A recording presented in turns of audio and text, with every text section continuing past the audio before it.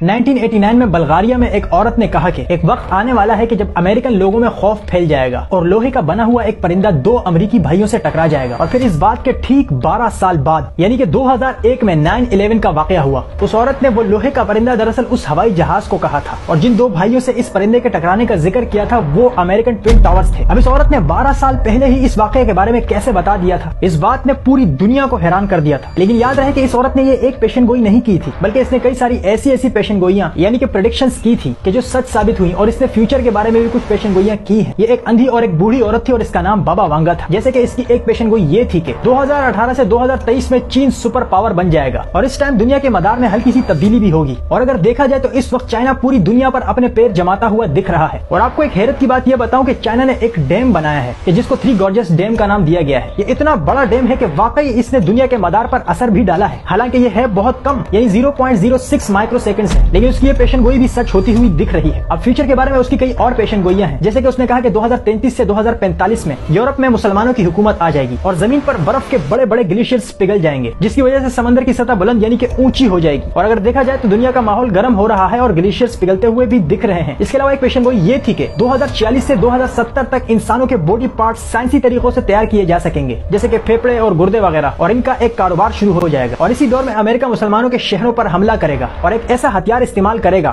कि उसके गिरने के बाद उन इलाकों का टेम्परेचर बहुत ज्यादा गिर जाएगा यानी कि बहुत ज्यादा ठंडा हो जाएगा। इसके अलावा 2088 से 2167 में इंसान आर्टिफिशियल सूरज यानी कि मसनूई सूरज बना के खला में भेज देंगे और इंसान रोबोट की तरह हो जाएंगे। जानवर आधे इंसान बन जाएंगे और दुनिया में एक नया मजहब आएगा। याद रहे कि सूरज वाली बात वाकई सच होती हुई दिख रही है, क्योंकि चाइना आर्टिफिशियल सूरज बना रहा है और इसमें कई हद तक कामयाब भी हो चुका है। इसके अलावा एक प्रेडिक्शन ये थी कि 2170 से 2256 तक मरीख यानी कि मार्स पर इंसानों की एक बहुत बड़ी आबादी होगी और वो आबादी न्यूक्लियर पावर भी बन जाएगी और फिर वो दुनिया से आजादी का मुतालबा करेगी। और याद रखें कि मरीख यानी मार्स सियारे पर इंसानों को भेजने की तैयारियां अभी से जारी हैं। इसके अलावा एक प्रेडिक्शन ये भी थी कि 2262 से 2304 तक सूरज ठंडा होना शुरू हो जाएगा और इंसान इसको मसनूई तरीके से वापस गर्म करने की कोशिश करेंगे। बाबा वांगा ने ऐसी बहुत सारी पेशन गोइयां की थी और अब देखना यह है कि आगे आगे इसकी कौन सी पेशन गोइयां सच साबित होने वाली हैं। और ये औरत 11 अगस्त 1996 यानी कि 1996 में फौत हो चुकी है। याद रहे कि कुछ लोग इस औरत को खुफिया एजेंसियों का हिस्सा समझते रहे हैं।